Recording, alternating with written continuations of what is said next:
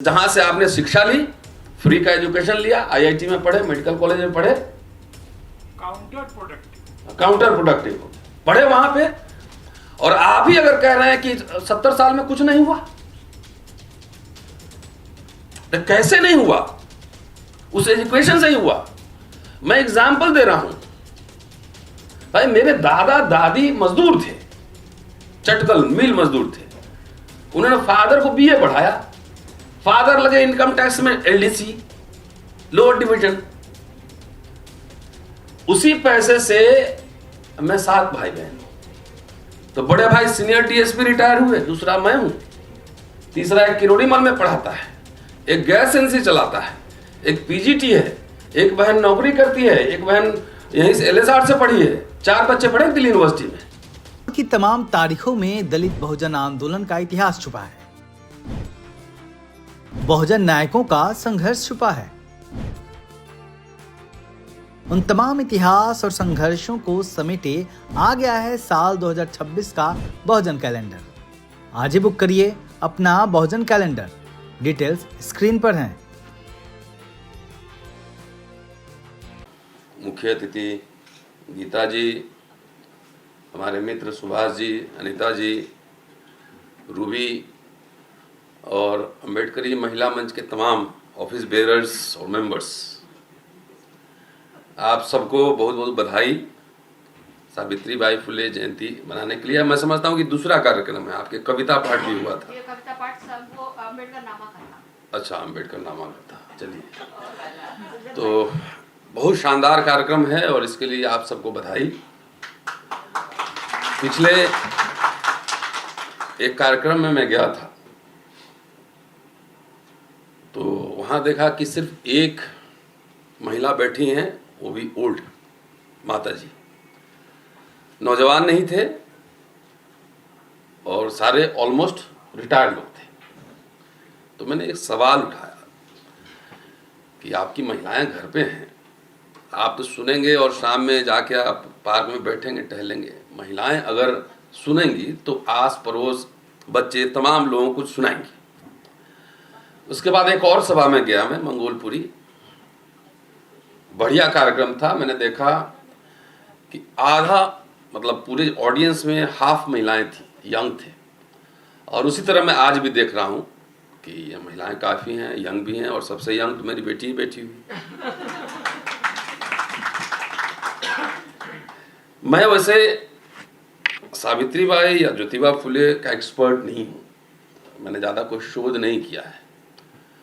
तो सिद्धार्थ भाई बैठे थे, यहाँ चले गए शायद, उनका लेख पढ़ा और मेरा जो परिचय हुआ वो हुआ इस किताब से, इसलिए मैं लेके आया।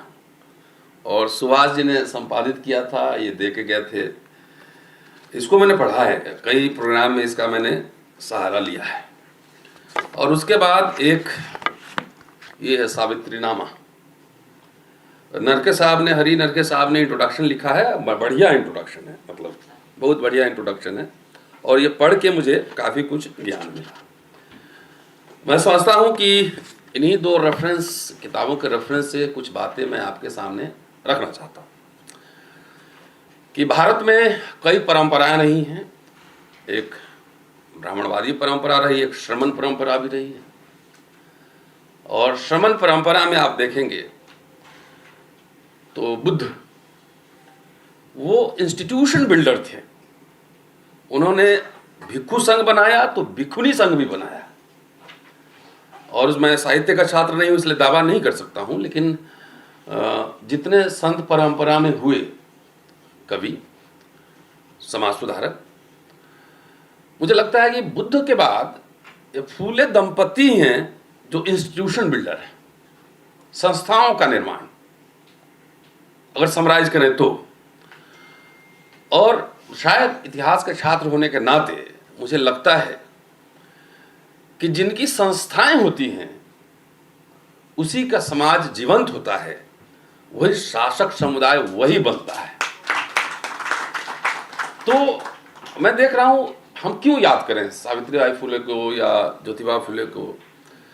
क्योंकि वर्तमान समय में सीखना है, समझना है, कॉन्टेक्चुअलाइज करना है। और बाबा साहब अम्बेडकर देखिए आइडिया कहाँ से आ रहा है, इंस्पिरेशन। बाबा साहब के 3 गुरु माने ना जिनसे प्रेरणा ली, बुद्ध, कबीर और फूले। और असली गुरु जिन्हें क्लास में पढ़े वो अमेरिका कोलंबिया में थे, जॉन डेवी, जहां से उन्होंने प्रैग्मेटिज्म सीखा। और प्रैग्मेटिज्म मुझे कई बार वही लगता है जो बुद्ध का मध्य मार्ग है। वही हमको लगता है कि डेवी में भी वही प्रैग्मेटिज्म है, व्यवहारवाद है, और अंबेडकर वहां से सीखे थे। तो बुद्ध से ले रहे हैं, जॉन डेवी से ले रहे हैं। देखिए रेंज देखिए स्कॉलरशिप का। तो बाबा साहब का जो आइडिया आप देखेंगे, बहिष्कृत हितकारिणी सभा, पहले उन्होंने बनाया संस्थान, उसके पहले वो जनरल सेक्रेटरी थे, प्रेसिडेंट कोई और थे। और बाद में जब वो लंदन गए राउंड टेबल कॉन्फ्रेंस में, तो उन्होंने करीब 1335 पाउंड राजा रजवारों से, जमींदारों से चंदा लिया। और क्यों लिया चंदा? क्योंकि अछूत बच्चों के लिए हॉस्टल खोलना था उनको। आप महाराष्ट्र में जाएंगे तो कई 4-5 हॉस्टल उन्होंने चलाए बच्चों के लिए। बाद में देखेंगे कि पीपल्स एजुकेशन सोसाइटी बना रहे हैं, पीपल्स एजुकेशन सोसाइटी। और सिद्धार्थ कॉलेज पहला है, उसके बाद 1951 में फिर मिलिंद कॉलेज खुलता है, जहां से पढ़ के बड़े बड़े लोग निकले हैं। लेकिन आज मैं समझता हूं कि जिस ध्येय से मैं मिलिंद कॉलेज गया हूं, एक बार मेरा वहां प्रोग्राम था, द आइडिया ऑफ यूनिवर्सिटी क्या होता है वह देखकर लगता है कि यूनिवर्सिटी ऐसा होना चाहिए। आजकल बाजार बिल्डिंग बन रहा है, सिर्फ हमारे कॉलेज में भी बिल्डिंग पे बिल्डिंग बना जा रहा है, सब जगह पता नहीं। हम लोग तो जो सोचते हैं कि यूनिवर्सिटी कॉलेज कैसा होना चाहिए, तो साफ हॉस्टल कैसा होना चाहिए, तो साफ खुला खुला बाउंड्री दिखना चाहिए, चारों तरफ से खुले होने चाहिए। लेकिन आजकल वो सब नहीं है। तो आइडिया जो ले रहे हैं अंबेडकर, वो ले रहे हैं फूले से, बुद्ध से, जॉन डेवी से, और उन्होंने संस्थाओं का निर्माण किया। मैं थोड़ा सा जब पढ़ रहा था, मैं थोड़ा सा सोचने पे मजबूर हुआ कि जो आइडिया ऑफ स्कूल जो ज्योतिबा दंपति का है, वो अंबेडकर ले रहे हैं शुरुआती दिनों में। हॉस्टल खोल रहे हैं बच्चों के लिए, एजुकेशन पे ध्यान दे रहे हैं। अचानक क्या होता है कि सीधे वो प्राइमरी एजुकेशन छोड़ के सीधे हायर एजुकेशन पे चले जाते हैं, स्कूल का आइडिया ड्रॉप करते हैं, सीधे यूनिवर्सिटी कॉलेज पे चले जाते हैं। तो ऐसा क्यों है, ये भी अपने आप में एक पड़ताल का विषय है। बहरहाल इसमें जो सुभाष जी ने संपादित किया है, और मैं बहुत दिलचस्पी से 5 भाषण मैंने कई बार पढ़ा है। 5 भाषण हैं सावित्रीबाई फुले के, और 3 चिट्ठियां हैं। चिट्ठी भी दिलचस्प है, उसमें आऊँगा मैं। लेकिन जब हम लोग सावित्री को याद करते हैं तो 2 नाम मुझे लगता है कि और याद किए जाने चाहिए, जिस पर चर्चा कम हुई है। और ज्ञानोदय को 15 सितंबर 1853 को ज्योतिराव ने एक इंटरव्यू दिया था, जरा वो दिलचस्प है, मैं सुनाता हूँ। वो इंटरव्यू में कह रहे हैं कि मुझे पता है कि बच्चा माँ से जो कुछ सीखता और जानता है वह बहुत महत्वपूर्ण और बेहतर होता है। इसलिए देश का भला चाहने वाले और उसके कल्याण से सरोकार रखने वाले अगर चाहते हैं कि यह देश प्रगति करे, तो उन्हें चाहिए कि वे महिलाओं की स्थिति पर अवश्य ध्यान दें और उन्हें शिक्षा प्रदान करने के लिए हर संभव प्रयास करें। इसी सोच के साथ मैंने सबसे पहले लड़कियों के लिए स्कूल खोला, लेकिन मेरी जाति के बंधुओं को यह अच्छा नहीं लगा कि मैं लड़कियों को शिक्षा प्रदान कर रहा हूं, और मेरे पिता ने हम लोगों को घर से निकाल दिया। स्कूल के लिए जगह देने को कोई तैयार नहीं था, और ना ही हमारे पास इतने पैसे थे कि हम स्कूल की इमारत खुद बनवा पाते। लोग अपने बच्चों को स्कूल भेजने के इच्छुक भी नहीं थे, लेकिन लाहूजी राउत मांग और रनवा महार ने अपनी जाति के लोगों को यह विश्वास दिलाया कि शिक्षित होने के कई लाभ हैं। ये 2 नाम मुझे लगता है बहुत इंपॉर्टेंट है, और इसको याद किया जाना चाहिए, क्योंकि हिस्ट्री राइटिंग में खेल होता है। मैं इतिहास का छात्र, इसलिए मैं जानता हूँ। किसी को अगर किसी का इतिहास खत्म करना है, हिस्ट्री खत्म करना है, उसको कुछ मत कीजिए, इग्नोर कर दीजिए। तो इस तरह कई कैरेक्टर, जैसे 1857 में कैरेक्टर हैं, तमाम इस तरह कैरेक्टर्स को इतिहासकारों ने कई बार नज़रअंदाज किया है। मैंने क्यों कहा कि बुद्धा के बाद I think both of them were the greatest institution builder, और इस रूप से याद रखा जाना चाहिए। देखिए 600-700 साल यहाँ पे मुस्लिम शासनकाल रहा, तब भी मठ और मंदिर बने रहे, उनको दान मिलता रहा, उनको मनसबदारी भी मिलती रही, सब कुछ बनता रहा। तो जब उनके मठ और मंदिर जीवित रहे, उन्हीं के थ्रू, चाहे अंग्रेजों का शासनकाल हो, चाहे मुसलमानों का शासनकाल हो, उसी इंस्टीट्यूशन के थ्रू उन्होंने शिक्षा, म्यूजिक, डांस, सब कुछ कल्चर को जिंदा रखा, और उसका रिजल्ट अब आपको देखने को मिल रहा है। तो मैं समझता हूं कि उन्होंने जो इंस्टीट्यूशन बनाए वो हॉस्टल वगैरह थे, एक नेटिव फीमेल स्कूल पुणे, और society for promoting the education of Mahars and Mangs. ये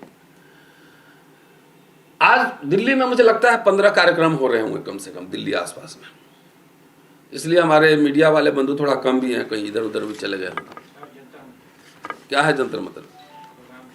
इसी तरह का 17 प्रोग्राम चल रहे हैं अभी।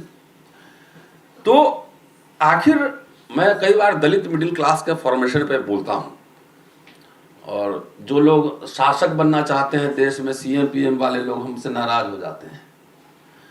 बोले भाई सिंपल सी बात है, जिसका मिडिल क्लास नहीं होगा, जिसकी बुर्जुआजी नहीं होगी, वो कैसे सपना देख सकता है कि हम देश का शासक बनेंगे? कैसे?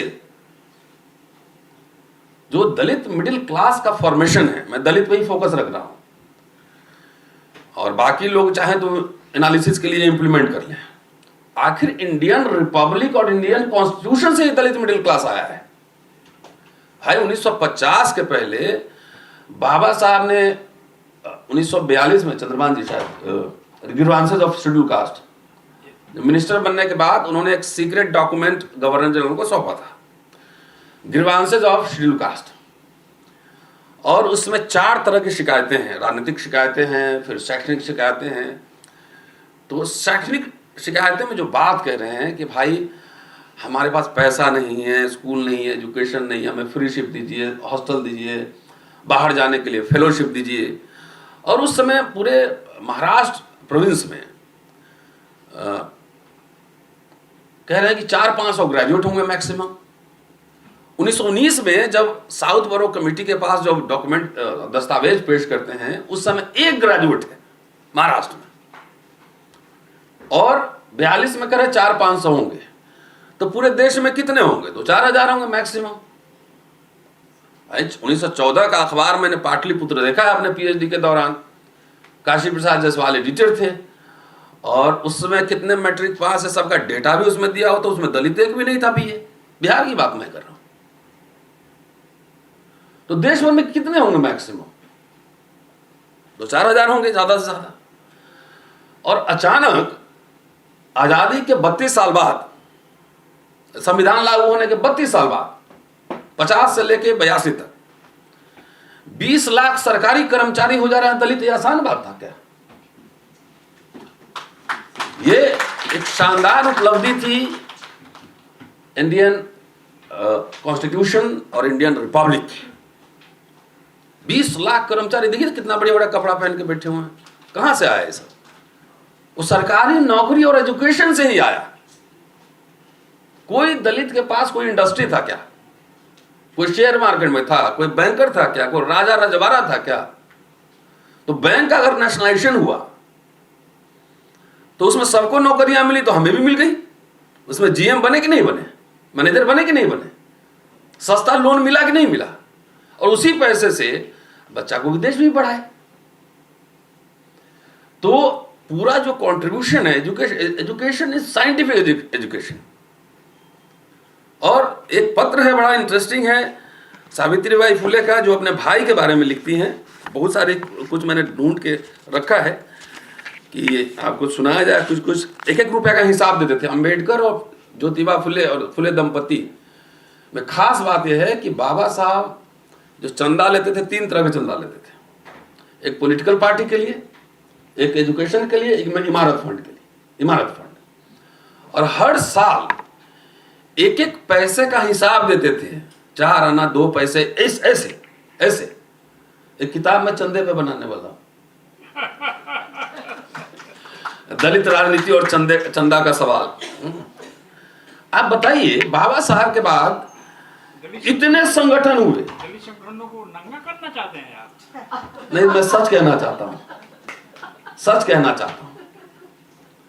क्यों हम कॉन्टेक्चुअलाइज कर रहे हैं कि एक एक पैसे का हिसाब है, इसमें लिखा हुआ है कितना चंदा मिला, सरकार से कितना मिलता था, लोग कितने देते थे, सब लिखा हुआ है इसमें। और बाबा साहब भी वैसे करते थे। बाबा साहब तो कर्जदार निर्वाण हुआ उनका, जब वो डेथ हुआ तो कर्जे में थे। और सबसे ज्यादा कर्जा उनका किताब के दुकान वाले का था कि किताब खरीदते थे वो। अब हम जब याद कर रहे हैं तो उन आदर्शों, उन मूल्यों को भी याद करना बेहद जरूरी है। और मैं समझता हूं कि अम्बेडकरी महिला मंच जो है ना, एक एक पाई का हिसाब देगा सालाना, एकदम। ये एक कीर्तिमान स्थापित करिए आप लोग, है। और किससे क्या लिए वो छोड़िए, जितना आया उसका कम से कम। अब कोई आदमी कहीं ब्लैक मनी हुआ दे दिया, चंदा कैश, तो क्या कर सकते हैं? ब्लैक मनी हम लेते नहीं। अच्छा उसमें लिखा नहीं रहता कि ब्लैक है कि व्हाइट है। हाँ, तो ये कीर्तिमान मैं समझता हूं कि आज का एक रेजोल्यूशन होना चाहिए कि अगर हम सावित्रीबाई फुले की जयंती मना रहे हैं, बाबा साहब को मानते हैं, तो एक एक पाई का हिसाब दिया जाए। क्योंकि इस दलित मिडिल क्लास ने ही इस सारे संगठनों को, पार्टियों को चंदा दिया है। यही नौकरी पेशा से जो लोग बना है वही दिया है। और जिसको भी चंदा दिए हैं, आप जरा हिसाब मांगिए तो एक बार, तो आपको संगठन से निकाल देगा। इतने पैसे से एक विश्वविद्यालय खोले जा सकते थे, सैकड़ों बच्चे हम विदेश भेज सकते थे। क्या अरबों रुपए जो चंदा में गया, उसका कोई लेखा जोखा, कोई हिसाब है? हम स्कूल खोल सकते थे, पीपल्स एजुकेशन सोसाइटी को एक्सटेंड कर सकते थे, लेकिन कुछ नहीं। सब अनप्रोडक्टिव काम में सारे रिसोर्सेज वेस्ट चले गए। आप ही लोग का पैसा गया है कि जहां से आपने शिक्षा ली, फ्री का एजुकेशन लिया, आईआईटी में पढ़े, मेडिकल कॉलेज में पढ़े, काउंटर प्रोडक्टिव हो गया, पढ़े वहां पे। और आप ही अगर कह रहे हैं कि 70 साल में कुछ नहीं हुआ, तो कैसे नहीं हुआ? उस एजुकेशन से ही हुआ। मैं एग्जाम्पल दे रहा हूं भाई, मेरे दादा दादी मजदूर थे, चटकल मिल मजदूर थे। उन्होंने फादर को बीए पढ़ाया, फादर लगे इनकम टैक्स में एलडीसी, लोअर डिवीजन। उसी पैसे से मैं 7 भाई बहन हूं। तो बड़े भाई सीनियर डीएसपी रिटायर हुए, दूसरा मैं हूं, तीसरा एक किरोड़ीमल में पढ़ाता है, एक गैस एजेंसी चलाता है, एक पीजीटी है, एक बहन नौकरी करती है, एक बहन यहीं से एलएसआर से पढ़ी है। 4 बच्चे पढ़े दिल्ली यूनिवर्सिटी में, 4। मेरा बेटा जर्मनी में है, बेटी भी जाएगी। तो मैं कैसे कह दूं? तो जो दलित सरकारी पेंशन भी ले रहा है, बहुत लोग 1 लाख रुपया पेंशन हुआ। मैं गया था ओएनजीसी में लेक्चर देने, चंद्रभान जी ने एक आंकड़ा मुझे दिया। वो साजिश के तहत पेंशन मिल रही है। आरएसएस की भाषा दलित राजनीति में आ गया है। नहीं, ओएनजीसी में गया था, जवाहरलाल नेहरू ने बनाया था ओएनजीसी 1956 में। और आइडिया, विजन क्या था? अंबेडकर और जब नेहरू का विजन अगर देखेंगे तो आसपास दोनों चल रहे हैं, पैरेलल चल रहे हैं। दलित नेताओं ने, पॉलिटिशियन ने तो ऐसा पिक्चर प्रेजेंट कर दिया कि अंबेडकर और गांधी या नेहरू जब मिलते थे तो आपस में मारामारी करते थे, गाली गलौज करते थे। जगजीवन नाम से जब मिलते थे लगता था खटिया उटिया तोड़ देते थे। नहीं, ऐसा मतलब इन लोगों के बीच कॉरेस्पॉन्डेंस होता था, बातचीत होती थी, कैबिनेट में जब बैठते होंगे तो खाना भी साथ खाते होंगे। लेकिन दलित जितने, कौन राम आप कहते हैं, उक्का इन्होंने ऐसा पिक्चर प्रेजेंट किया। भाई ऐसे नहीं होता है पॉलिटिक्स, समझौते होते हैं। बाबा साहब का देखिएगा, मेरी जनवरी में हो सकता है किताब आ जाए, अंबेडकर और संसदीय लोकतंत्र पे मैंने अभी एडिट किया है। आपको क्या लगता है कि बाबा साहब एक ही विचार मान के आप बैठे रहते थे? नहीं, उनके विचार टाइम टू टाइम बदलते रहते थे। कांग्रेस से 25 साल लड़े, फिर समझौता भी कर लिए, पार्लियामेंट्री डेमोक्रेसी के बारे में बोले, फिर बाद में पार्लियामेंट्री डेमोक्रेसी को क्रिटिसाइज भी किए। कह रहे हैं कि गांधी से मैं नाराज इसलिए नहीं हूं कि गांधी तानाशाह नहीं है, मैं नाराज इसलिए हूं कि गांधी तानाशाह क्यों नहीं है। तो एक प्रोसेस में जब तक नहीं देखेंगे हर चीजों को, तब तक हम कैसे मतलब इवोल्यूशन को कैसे करेंगे। अगर मान लीजिए अभी पब्लिक इंस्टीट्यूशंस हटा दिया जाए, पब्लिक इंस्टीट्यूशन खत्म हो जाए, तो कितने दलित बिलियनर हैं, कितने शेयर मार्केट में आपको होल्ड लिए, कितने यूनिवर्सिटी आपने खोले हैं, जाएंगे कहां। सो अनरियलिस्टिक ड्रीम्स नहीं देखने चाहिए, बी प्रैग्मेटिक, समझिए सिचुएशन क्या है। मैं चिट्ठी के अंश पढ़ता हूं, बड़ी दिलचस्प है, और इनका भाषण है विद्यादान, जरूर पढ़ना चाहिए। एजुकेशन को लेकर जो अंडरस्टैंडिंग है वो एकदम पढ़ना चाहिए। ये भाई के बारे में ज्योतिबा को उन्होंने पत्र लिखा है कि जब वो पढ़ाते थे बच्चों को, अछूत बच्चों को, तो भाई नाराज था उनसे और बहुत शिकायत कर रहा है भाई। तो उसका जवाब जो दे रही हैं ज्योतिबा, सावित्रीबाई फुले, वो दिलचस्प है। कह रहे हैं कि ब्राह्मण जब अपने, थोड़ा सा अंश पढ़ता हूं, जब अपने पूजा के वस्त्रों में होते हैं तब तुम्हें भी तो अपवित्र मानते हैं, वे तुम्हें भी महानी मानते हैं, ऐसा क्यों है। मेरी बात सुनकर वह शर्मिंदा हो गया भाई, और मुझसे पूछने लगा कि हम महार मां को क्यों पढ़ाते हैं। उसने कहा कि तुम्हारे इस कार्य के कारण लोग तुम्हें बुरा भला कहते हैं और तुम्हें परेशान करते हैं, यह सब मुझसे नहीं देखा जाता। मैंने उसे उन तमाम कार्यों के बारे में बताया जो अंग्रेज महारों के उद्धार के लिए कर रहे हैं। साथ ही उसे यह भी समझाया कि विद्याविहीन होना किसी भी इंसान के लिए पशुता की निशानी है। Knowledge power. समाज में ब्राह्मणों की श्रेष्ठ स्थिति का आधार विद्या ही है। विद्या की महिमा अपरंपार है। जो भी उसे ग्रहण कर लेता है उसकी नीचता दूर भागती है और उसे श्रेष्ठता प्राप्त होती है। मेरे स्वामी ज्योतिबा महान और भले आदमी हैं। इस देश में शायद ही कोई व्यक्ति हो जो उनकी बराबरी कर सके। ज्योतिबा महार मांगों के पढ़ने तथा इंसान की तरह जीने के अधिकार के लिए इन भट्ट ब्राह्मण नामक केचुओं से लड़ते हैं और महार मांगों को पढ़ाते हैं। इस शुभ कार्य में मैं भी उनका साथ देती हूं। इसमें अनुचित क्या है। हम दोनों मिलकर लड़कियों को पढ़ाते हैं, स्त्रियों को शिक्षा प्रदान करते हैं, महार मांगों को शिक्षित करते हैं। इससे ब्राह्मणों के वर्चस्व को ठेस पहुंचेगी। यह जानकर वे हमारे द्वारा मानवता को स्थापित करने के प्रयासों को अब्राह्मण कहकर दुत्कारते हैं और तुम्हारे जैसे लोगों के मन में गंदगी भर देते हैं। भाई भी सुधर गया एक भाषण के बाद। और विद्यादान वाला जरूर पढ़िएगा, और इसमें इंटरेस्ट है। मैं अब खत्म करता हूँ, मेरा टाइम हो रहा है, लेकिन एक पैराग्राफ पढ़ना जरूरी है उसमें से। यह है विद्यादान। 5 उनके भाषण इसमें संकलित हैं और इसमें लिखती हैं, बोलती हैं वो, इंसान में आलस, परजीवता इत्यादि दुर्गुणों को जो बढ़ने न दे तथा उसके अंदर के सद्गुणों को जो बढ़ावा दे, ऐसा अगर कोई धर्म होगा तो वह है विद्यादान। विद्या देने वाला और लेने वाला दोनों इस धर्म द्वारा असली इंसान बनते हैं। इस धर्म के कारण इंसान के अंदर छुपी हुई पशुता की प्रवृत्ति लुप्त हो जाती है। विद्या देने वाला धैर्यशील और निर्भय बनता है और दूसरी ओर विद्या पाने वाला समर्थ तथा समझदार। अंग्रेज पंडित लोगों को विद्यादान देकर उन्हें समझदार बनाते हैं। यह सचमुच समझदार भट्ट या पंडित है। हमारे यहाँ के भट्ट लोगों को अनपढ़ रखने में उस्ताद हैं,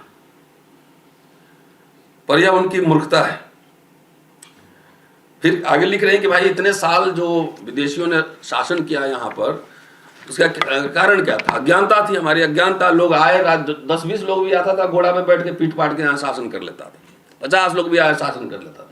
क्यों? क्योंकि एजुकेशन हम लोगों को अवेलेबल नहीं था, वेपन रख नहीं सकता था, लड़ना क्षत्रियों का काम था। तो बाकी तो 90% जनता तो आराम से सो ही रहती थी, कोई आया कोई जाए चला गया। कहती हैं कि इसका मूल कारण यहाँ के लोगों का अज्ञान ही था। 2000 वर्षों तक इंडियन लोगों ने अज्ञान के अंधकार में गुलामी की बेड़ियों में जकड़ा पशुवत जीवन जिया। यह कोई आश्चर्य की बात नहीं, बल्कि यह भट्ट ब्राह्मणों का षड्यंत्र था। यह सत्य हमारे सामने अंग्रेजी शिक्षा के कारण उद्घाटित हुआ है। जब इंग्लिश ट्रांसलेशन होना शुरू हुआ तब वो धीरे धीरे नॉलेज बाहर आ रहा है, पब्लिक डोमेन में आ रहा है। जब विद्या दान करने के बारे में तथा विद्या प्राप्त करने में लोगों की मदद करने के लिए लोग दृढ़ संकल्प हो जाएंगे, तब हम सचमुच सुधार के पथ पर चल पड़ेंगे। इससे न केवल समाज का हित होगा, बल्कि हर व्यक्ति को सुख एवं संतोष प्राप्त होगा। अंग्रेज सरकार ने ज्ञान प्रदान करने के लिए स्कूल खोले हैं, लेकिन वे कम हैं। अगर उनकी संख्या इतनी रही तो पूरे हिंदुस्तान को शिक्षित होने में कम से कम 150 वर्ष लगेंगे।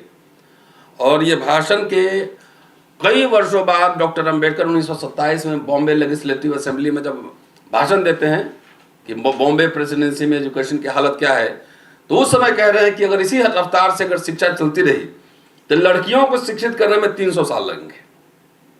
वो लिंकेज कैसे एस्टैब्लिश हो रहा है।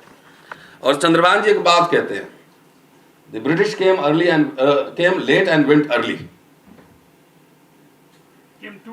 too late and went too early। और ज्योतिबा भी वही कह रही है। हाँ, सावित्री वही कह रही है। अब मैं वही पढ़ देना। मेरा तो यही मानना है, मेरा यह सुझाव है कि सरकार को शिक्षा का प्रसार तेजी से करना चाहिए, और जब तक सारे लोग शिक्षित न हो जाएं, अंग्रेजों को यहां से जाना नहीं चाहिए। वही बात है ना। महार मांग शुद्र अतिशूद्र जातियों के लोग हर गांव में पाए जाते हैं। गांव में 12 भिन्न भिन्न काम करने वाले शिल्पी, दस्तकार, भेड़िए, माली, कुनबी आदि बहुत सारे लोग रहते हैं। उनके पास ज्ञान, कला, जीवटता, उद्यमिता इत्यादि अनेक गुण हैं, लेकिन आज तक सरकार ने उनके गुणों का सदुपयोग करने में उनकी मदद नहीं की। राजाओं ने उनके गुणों की उपेक्षा अवहेलना करते हुए उनके ऊपर राज किया। इसमें कोई दो राय नहीं कि शूद्रों अतिशूद्रों के पास बहुत सारे गुण हैं, है ना। स्किल तो हमारे पास है ना। आर्ट क्राफ्ट किसके पास है? देखिए, मालविका इंटरनेशनल पेंटर है, तो आखिर आप तुम जाओ वहाँ मधुबनी में, तो हम लोग गए थे एक बार मधुबनी, वहाँ पे वो जितने मधुबनी ये सब आर्ट है, वहाँ तो दलित समुदाय के लोग करते हैं। अब बाकी लोग वहाँ से लेके अपने नाम से करके बेच लेते हैं। मैं गांव में गया हूँ, उस गांव में मधुबनी में राजाओं ने उनके गुणों की उपेक्षा और अवहेलना करते हुए उनके ऊपर राज किया। इसमें दो राय नहीं कि शूद्रों अतिशूद्रों के पास बहुत सारे गुण हैं, लेकिन अज्ञानता के कारण वे नहीं समझ पाते कि उनकी बुद्धि कौशल का कहां और कैसे प्रयोग किया जाए। उन्हें यह जानकारी ही नहीं है कि कौन सी चीजों के उत्पादन से, देखिए कैपिटलिज्म का आ रहा है ना पूरा 19वीं सदी में जो हो रहा है, पूरा उसका इम्पैक्ट यहाँ भी। उन्हें यह जानकारी नहीं है कि कौन सी चीजों के उत्पादन से हमारे देश के लोगों को फायदा होगा, या कि क्या करने से हमारी और देश की तरक्की होगी। सरकार भी इसमें उनकी सहायता नहीं करती। आजकल दलित विमर्श में कहीं कैपिटलिज्म, एजुकेशन, इस सब पे कहीं चर्चा होता है क्या? नहीं, चंदा तो कम नहीं आता, चंदा कम नहीं आता है। लेकिन आखिर 21वीं सदी में जब हम कैपिटलिज्म, जब क्रोनिक कैपिटलिज्म में जा रहे हैं, तो इसमें दलित विमर्श क्या हो। एजुकेशन 50 साल में जो सरकारी स्कूल में फ्री में पढ़ा है, स्कॉलरशिप लेके पढ़ा, वो सारे स्कूल आरएसएस वाला समझ गया है कि लोग बाबू लोग इसी में पढ़ के आता है, भाषण करता है। सरकारी संस्थाएं बंद हो रही, स्कूल बंद हो रहे हैं। डीयू जेएनयू का बुरा हाल है। जेएनयू में तो वहां टैंक निकालते हैं, सुना टैंक। कहीं दलित इस मिडिल क्लास के विमर्श में, ये कैपिटलिज्म में हम कैसे रहेंगे है। एजुकेशन पे कोई चर्चा है? लॉर्ड लिनलिथगो जब गवर्नर वायसराय थे यहाँ पे, उन्होंने 19 या 20 बच्चों को बाबा साहब ने लंदन भेजा था पढ़ने के लिए। और उसके बारे में दलित विमर्श में क्या चल गया, अरे वो गद्दार थे, सारे गद्दार हैं। चंद्रभान जी ने एक आदमी को ढूंढा कि जो फेलोशिप से जो पढ़ा था वहां पे, उसके फैमिली के लोग कहाँ रहते हैं, तो पता लगा अमेरिका में कहाँ रहते हैं, वाशिंगटन, न्यूयॉर्क में रहते हैं। अब मेरा बेटा रतनलाल थोड़ी हो जाएगा, ईशान है तो ईशान ही रहेगा ना, सबके अपने अपने कैरेक्टरिस्टिक होते हैं। वो उसके बारे में चंद्रभान जी ने पता किया कि वहां जितने अम्बेडकराइट तरह के लोग जाते हैं वो काफी मदद करते हैं, वहीं रुकते हैं। तो अगर मैं कैलकुलेशन कर रहा था कि अगर 50 से लेकर अब तक 75 वर्षों में जितने पैसा इकट्ठा हुआ, अगर हर साल ये दलित विमर्श से जो चल रहा है अभी 10-20 बच्चे अगर आप हार्वर्ड, ऑक्सफोर्ड, कैम्ब्रिज आप भेजे रहते, उतना पैसा है आप लोगों के पास, मैं जानता हूं, भेजे रहते तो 75 वर्षों में 1500 बच्चे हम पढ़ाए होते। 1500 में मान लीजिए कि 10% ही हम इंटेलेक्चुअल पैदा करते। 1500 में 150 इकोनॉमिस्ट होता, फिलोसोफर होता, हिस्टोरियन होता, बिजनेस करता, कुछ कंपनी खोलता, मल्टी मिलियनर बनता, कुछ भी हो सकता था ना। अमर्त्य सेन हमारे घर में क्यों नहीं, इरफान हमीद क्यों नहीं दलित समाज पैदा करता है, रोमिला थापर क्यों नहीं आ रहा है। हम विद्या शिक्षा में बात कर रहे हैं और कहीं हमारे विमर्श में है ही नहीं ये बात। क्यों, मैंने एक एक्सपेरिमेंट किया और मुझे लगता है कि कई बार नेसेसरी रेपिटेशन होता है, कर देना चाहिए। नहीं, वो अम्बेडकर नामा यूट्यूब चैनल से लोगों से चंदा मांग के बच्चे विदेश भेजे गए। आप लोगों से कई लोगों ने दिया भी होगा। लंदन पढ़ के आया, जर्मनी में पढ़ा, एक बच्ची अभी कहाँ कलकत्ता में, थोड़ा थोड़ा कंट्रीब्यूशन करके और सीधे उन्हीं के अकाउंट में, नो नथिंग कैश, उन्हीं के अकाउंट में डालिए सीधा। तो जब साइंटिफिक नॉलेज की बात हो रही है, क्यों दलित समाज मार्क्सवाद पे चर्चा नहीं करेगा, गांधीवाद पे नहीं करेगा, अंबेडकर बाबा साहब पे नहीं करेगा, रिसर्च नहीं करेगा, पेपर नहीं लिखेगा। भाई लंदन और अमेरिका में अंबेडकर पे ज्यादा सीरियस काम हो रहे हैं। आप जाके देखिए अंग्रेजी में कितनी सारी किताबें हर साल छप रही हैं। यहां बोल दे कि एक फेलोशिप दीजिए कि बाबा साहब पे किताब निकालनी है तो गायब हो जाएगा। अब बोले टिकट दिलवा रहे हैं, विधानसभा चुनाव आ रहा है तो 2 करोड़ रुपया लेके आ जाएगा, टिकट दिलवा दीजिए।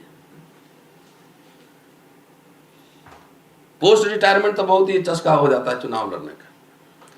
तो मेरा ये कहना है कि वाकई अगर हम अम्बेडकरी महिला मंच को हम बधाई देना चाहते हैं कि इस तरह गंभीर विमर्श चर्चा यहाँ आप लोगों ने शुरुआत की है और धीरे धीरे कोशिश करिए। उन लोगों ने भी कोशिश किया था, एक ही दिन में सब कुछ अचीव नहीं कर सकते हैं, लेकिन अगर 100 पे पहुंचना तो 1, 2, 3 करके ही जाना होगा, है ना। ABCD सीखना है तो A to Z सीधे नहीं होता है ना, वो प्रोसेस है। तो उस प्रोसेस से गुजरना होगा और मुझे लगता है कि दलित मिडिल क्लास एक क्राइसिस में है? बहुत क्राइसिस में है, क्योंकि बाबा साहब के जितने कार्यक्रम देश भर में होते हैं, अरबों रुपया उनकी जयंती पे खर्च होता है, अरबों रुपया खर्च होता है। उतने पैसे से हम इकट्ठा कर दें खाली तो हम ऑक्सफोर्ड यूनिवर्सिटी खोल सकते हैं, खोल सकते हैं। तो अजीब अजीब विमर्श सब पैदा होता है कि बाबा साहब के तीनों गुरु का नाम ले लिया मैंने, कितनी उनकी मूर्तियां बनाई गई हैं जरा मुझे बताइए। एक बुद्धा का वो बर्मा से लाए थे 1954 में, वो कहाँ पुणे कहीं लगाए थे बुद्धा के, बर्मा से लाए थे जब बुद्धिस्ट कॉन्फ्रेंस में गए थे भाषण देने। तो बाबा साहब ने आइडियाज लिया ना, आइडियाज, मूर्ति नहीं बन पाए। अब यहां हम कंपटीशन लगा हुआ किसकी मूर्ति सबसे बड़ी। देखिए इंटरनेशनल अम्बेडकर इंटरनेशनल भवन बन गया तो उसका रेंट कितना पता नहीं किया जरा जाके, तब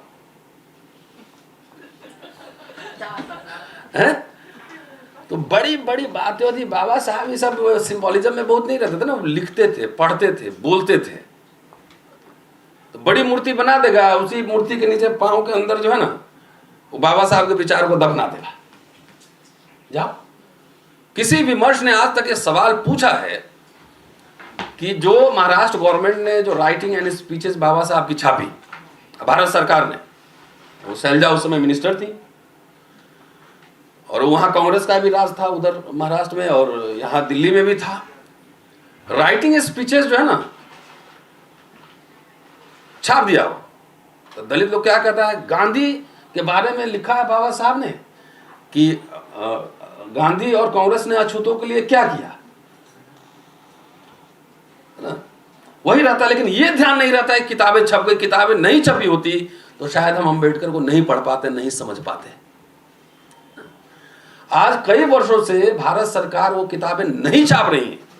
आपको मूर्ति चाहिए, आपको किताब नहीं चाहिए। ले लो मूर्ति, जितना बड़ी बड़ी मूर्ति चाहिए। अभी सवाल क्यों नहीं उठता है कि राइटिंग स्पीचेस सस्ते दर पर 600 रुपए के हिंदी वाला सेट मिलता था पहले, 600 रुपए, और इसी कुछ 1500 का 1800 का मैंने लिया था अंग्रेजी वाला 2010 में। 1800 रुपए मोटी मोटी 17-18 वॉल्यूम। अब पत्रों का संकलन ऑनलाइन है, सब ऑनलाइन हो गया है। लेकिन बाबा साहब मूर्तियों में नहीं ना, विचारों में है, विचारों में। तो ये जो पूरा ट्रेडिशन मैंने एक समझने की कोशिश की, चाहे बुद्धा हो, कबीर हो, रविदास हो, फुले दंपति हो, बाबा साहब हो, ये ज्ञान का की परंपरा है। ये ट्रेडिशन नॉलेज साइंटिफिक इंक्वायरी का है। तो हम लोग कहीं भटक गए हैं, लगता है कि हम लोग बाबा साहब को और फुले दंपति को और बुद्धा को खाली मूर्ति देख के खुश हो जा रहे हैं।